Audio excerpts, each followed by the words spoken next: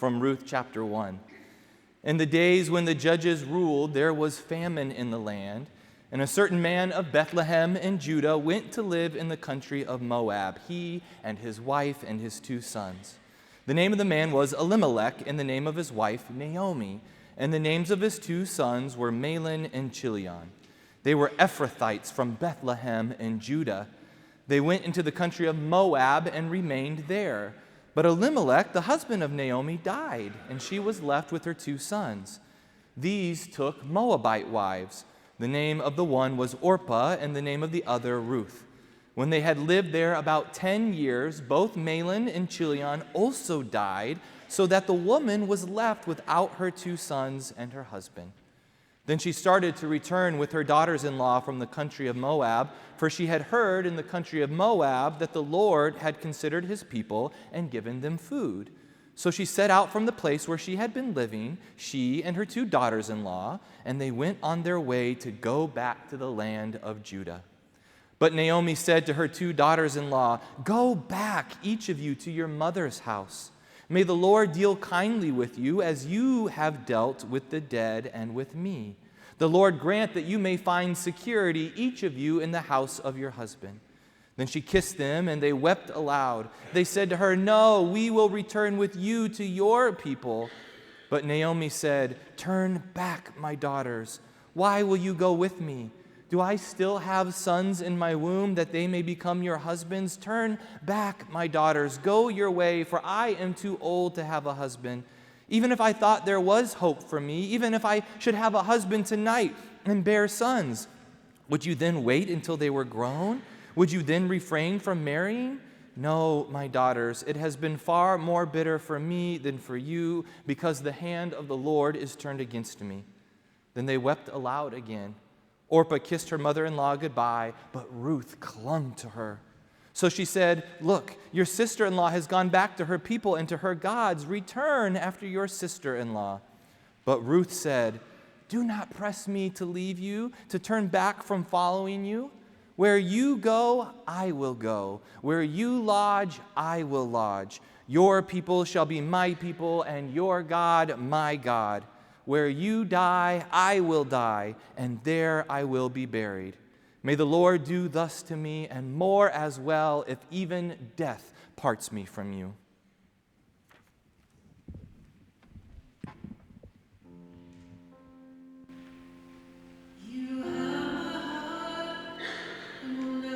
Worlds apart, maybe in a magazine, but you'll still be my star, baby, 'cause in the dark you can't see shiny cars, and that's when you need me there. With you I'll always share, because when the sun shines, we'll shine together. Told you I'll be here forever. Said I'll always be your friend. Took an oath I'll stick it out into the end. Now that it's raining more than ever, know that we'll still have each other. You can stand under my umbrella. You can stand under my umbrella. Ella, Ella, hey.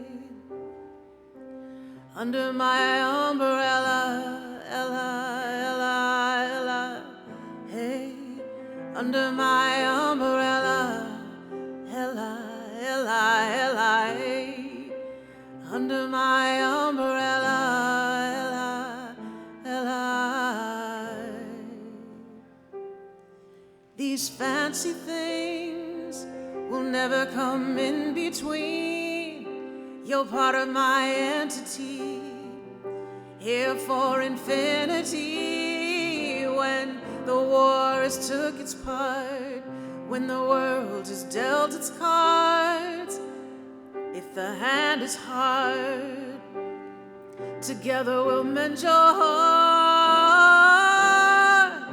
'Cause when the sun shines, we'll shine together. Told you I'll be here forever. Said I'll always be your friend. I took an oath I'll stick it out into the end.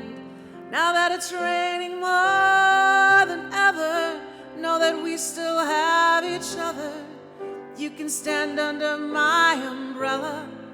stand under my umbrella, Ella, Ella, Ella, hey. Under my umbrella, Ella, Ella, Ella, hey. Under my umbrella, Ella, Ella, Ella. Under my umbrella, Ella, Ella, Ella, hey. You can run into my arms, it's okay, don't be alarmed, come into me. There's no distance in between our love. Go on and let the rain pour, I'll be all you need and more. Because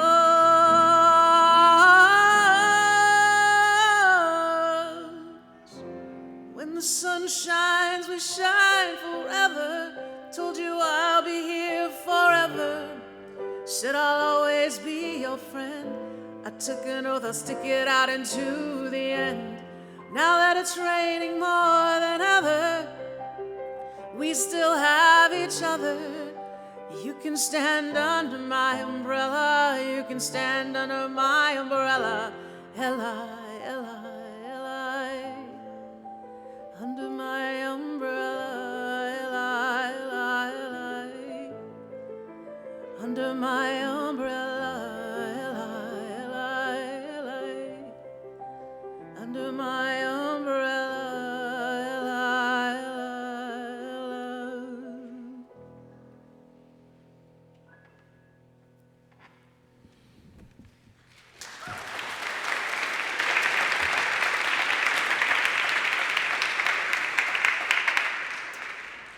Now Naomi had a kinsman on her husband's side, a prominent rich man of the family of Elimelech whose name was Boaz. And Ruth, the Moabite, said to Naomi, "Let me go to the field and glean among the ears of grain behind someone in whose sight I might find favor." She said to her, "Go, my daughter." So she went. She came and gleaned in the field behind the reapers. As it happened, she came to the part of the field belonging to Boaz, who was of the family of Elimelech. Just then Boaz came from Bethlehem. He said to the reapers, "The Lord be with you." They answered, "The Lord bless you."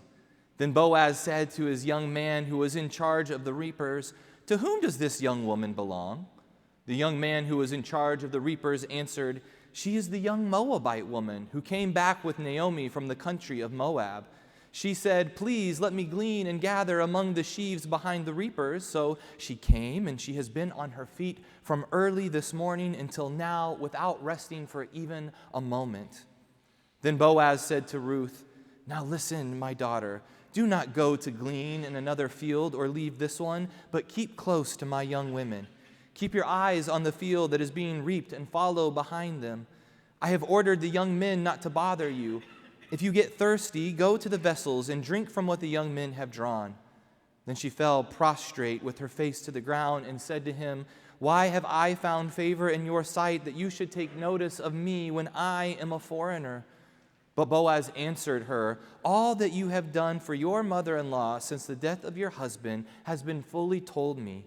How you left your father and mother and your native land and came to a people that you did not know before.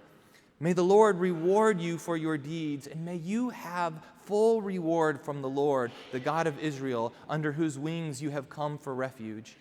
Then she said, "May I continue to find favor in your sight, my Lord, for you have comforted me and spoken kindly to your servant, even though I am not one of your servants." So Boaz took Ruth, and she became his wife. When they came together, the Lord made her conceive, and she bore a son. The women of the neighborhood gave him a name, saying, "A son has been born to Naomi." They named him Obed, and he became the father of Jesse, the father of David.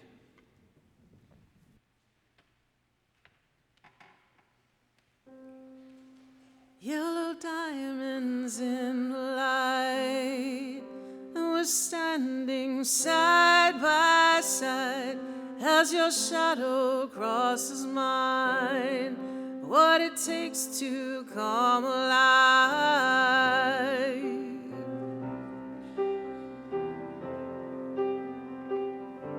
It's the way that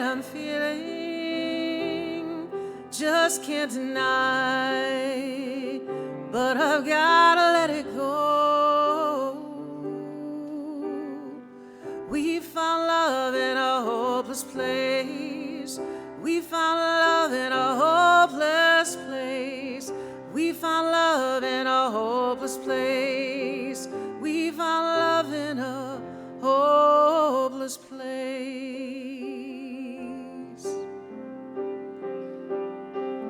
Shine a light through an open door. Love and life I will divide. Turn away, 'cause I need you more. Feel a heartbeat in my mind. It's the way I'm feeling, I just can't deny. But I've got to let it go.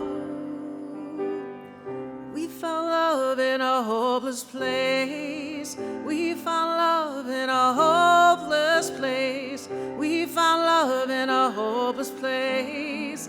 We found love in a hopeless place. In a hopeless place.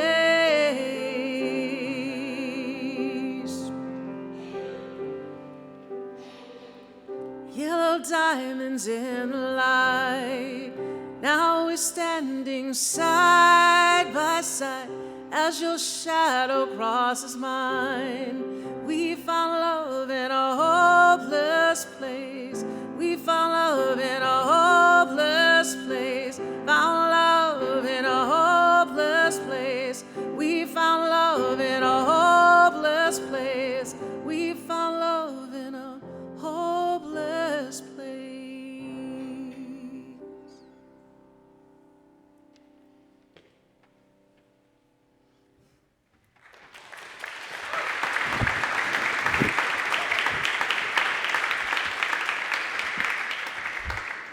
That was amazing, Marie Tree. Thank you. We have some music lined up from incredible musicians for our Scriptures That Pop series. But I'd be curious to hear from all of you about your own musical proclivities. Perhaps pop music is your jam, or maybe you have an affinity for classical or Seattle grunge or ska or hip hop or jazz. I've got a survey pulled up for us here, and so it's really easy to take. If you have a device on you, go to this website, slido.com, and on the homepage you can type in these numbers, 5, 6, 7, 8, and it will take you to the survey. You can type in your answers and hit enter. We're just going to leave that up there for just a brief moment. Let us know, what are your favorite musicians? What's your favorite band? That's Slido, slido.com. Type in 5, 6, 7, 8. If you're watching online, you can put your answer in the survey as well. So you'll have to forgive me because I don't know a lot about music. So whoever you put up here, there's a good chance I have no idea who they are. We've got Paramore, Rush, the Beatles, Pearl Jam, Mitski, U2, Stevie Wonder, the Beatles, Marie-Tree Garrett, you made it up there, yes. Imagine Dragons, 2 Imagine Dragons, Sia, Phil Collins, the Lumineers, Pixies. Enjoy reading them for a moment as they come up. This is fun to just know the music that you all love. This is a pretty diverse, eclectic list. I'm pretty impressed. So there is supposedly this idea that whatever song was number 1 in the month of your birth is supposed to say something about you. So September 1987, the month of my birth, the song was La Bamba, about the movie about Richie Valens. I'm just going to throw some random ones out there. Was anyone born in March or April of 1979? All right, we've got someone. The number 1 song for you was I Will Survive by Gloria Gaynor, which says something very different than if you were born in June, July, or August of that year. It was Hot Stuff and Bad Girls, both by Donna Summer. Anyone born in 1964? All right, a lot of hands, 1964. The Beatles dominated your year. 6 number 1 hits, including Can't Buy Me Love, which topped the charts for the entire month of April. Going even further back, anyone born in January 1942? Anyone? January 1942. Your number one song was the Chattanooga Choo Choo. I have no idea what that is, but it sounds like a lot of fun. But if you were born in June or July of 2007, so any soon-to-be 16-year-olds among us, well, then your number one song was Umbrella by Rihanna, which shot her into pop superstardom, garnered her her first Grammy on her way to a total of 14 number one hits, 8 total Grammys, and Jen actually went to a concert of hers in the early 2000s. Before she became famous, she was opening for somebody, and her performance was lackluster, and people booed her off the stage. But Rihanna got the last laugh after that moment. She became the second best-selling female music artist of all time after only Madonna, and is the wealthiest female music artist of all time with a net worth of $1.4 billion. All right, I think we can shut down the survey. More are coming in. I love it. But we can go back to our PowerPoint. Well, the other woman who's featured in our scripture pop music mashup, Ruth, cannot compare to Rihanna's stats. When the story of Ruth opens, she has nary a shekel to her name, let alone $1.4 billion. However, while the Book of Ruth is only 4 chapters long, it is definitely a number one hit, and it is worth reading and rereading again and again. 1,000 sermons on Ruth could never plumb the depth and the richness of this woman's story. I encourage you to read it on your own. As we find out at the beginning of the book, Naomi, Elimelech, and their 2 sons travel from the land of Judah, which is in Israel, to the kingdom of Moab. And while there, the 2 sons take Moabite wives. And you should have noticed the text emphasized again and again the ethnic heritage of these 2 women, because just like the period of anti-miscegenation laws in our own country, these would have been cross-cultural relationships that were taboo. Israelite law did not support marriage to foreigners, and Moabites especially were shunned from Israelite society and forbidden from entering the temple of God. And it makes sense then why when the 3 women find themselves widowed, Naomi would have encouraged her Moabite daughters-in-law to stay in their own country. The patriarchal laws of Israel made it impossible for widowed women to earn a living of their own. They were entirely dependent on the goodwill and support of society. Naomi herself has no prospects or means. If she had another son, that son would have been responsible for marrying his deceased brother's widow. But as Naomi states in verse 12, she has no other son. There is nothing for Ruth or Orpah in Israel, no family, no money, and certainly no help from a people who have been taught from birth to despise Moabites. If Ruth stays in Moab, she can at least have the protection of her family's home and live out her days as a spinster. But Ruth isn't thinking of herself right now. She knows that as an older widow, Naomi doesn't have much hope either, even among her own people. And so Ruth gives her famous umbrella declaration to Naomi in the words of Rihanna, "Now that it's raining more than ever, know that we still have each other. You can stand under my umbrella." And in the words of Ruth, these famous words, "Where you go, I will go. Where you lodge, I will lodge. Your people shall be my people, and your God, my God. Where you die, I will die, and there I will be buried." Ruth's relationship with Naomi is too valuable to her to give up now. What Ruth doesn't know at this point is that there are more relationships to come in her future. Despite being a Moabite, Ruth is about to find love in an unlikely place. The rest of the book of Ruth is filled with intrigue and double entendres as Ruth positions herself as a gleaner in the fields to be noticed by Boaz.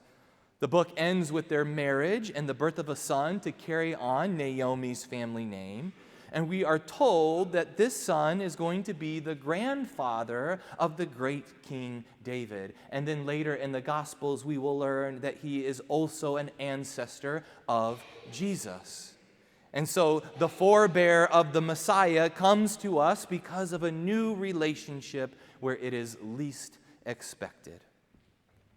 I remember the very first time one of my best friends moved out of state when I was in the 3rd grade. I was in hysterics and I sobbed because my world was ending. When you're young, you think that you will stay best friends forever with all of your acquaintances. But as you age, reality sinks in and people move away or interests diverge and relationships change, and the people that you spend the most time with is constantly evolving. All the people that I earnestly told, Hags, have a great summer in the yearbook, I have not seen in decades. The best friends you have in high school are not the same ones that you have in college, and they're not the same ones when you take your first job.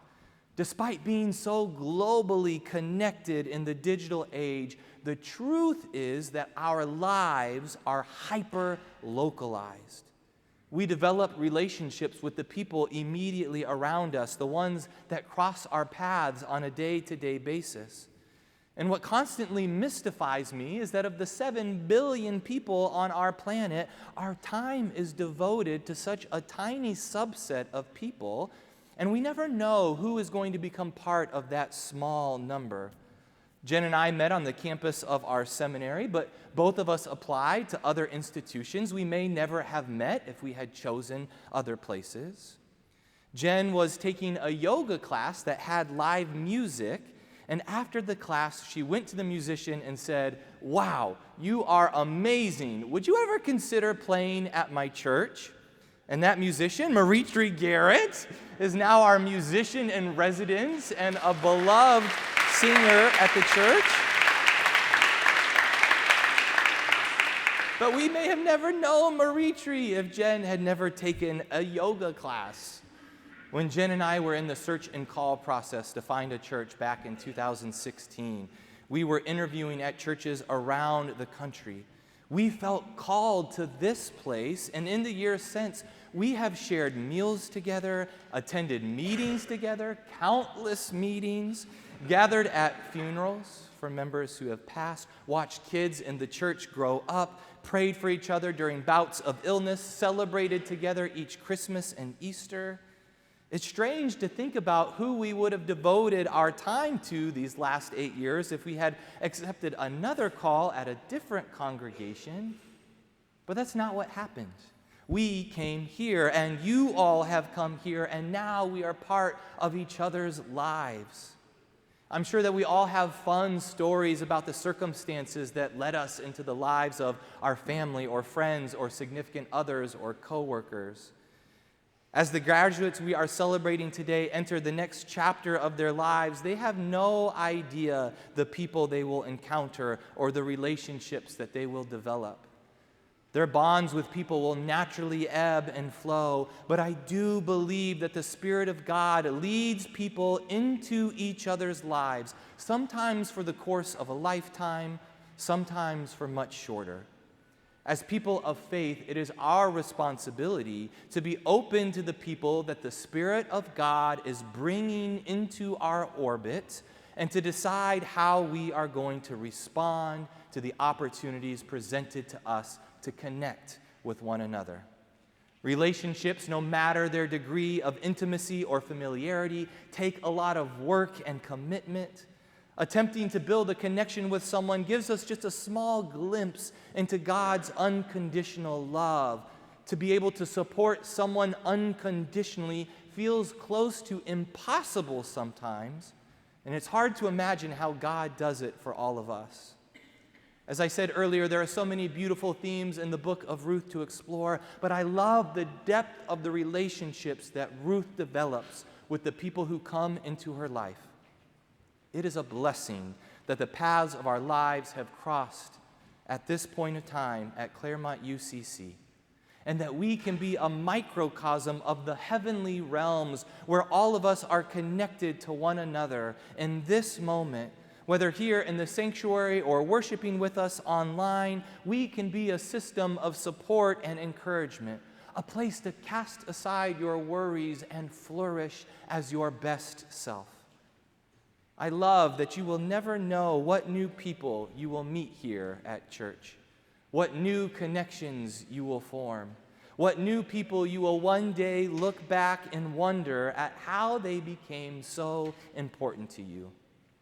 If you are a graduate who is leaving today, we send you with our blessing and our excitement for the next chapter, for what lies ahead, for who you will meet.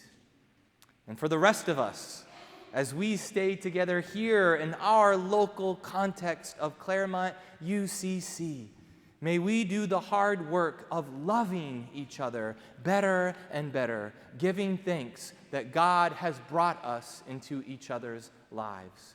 Amen.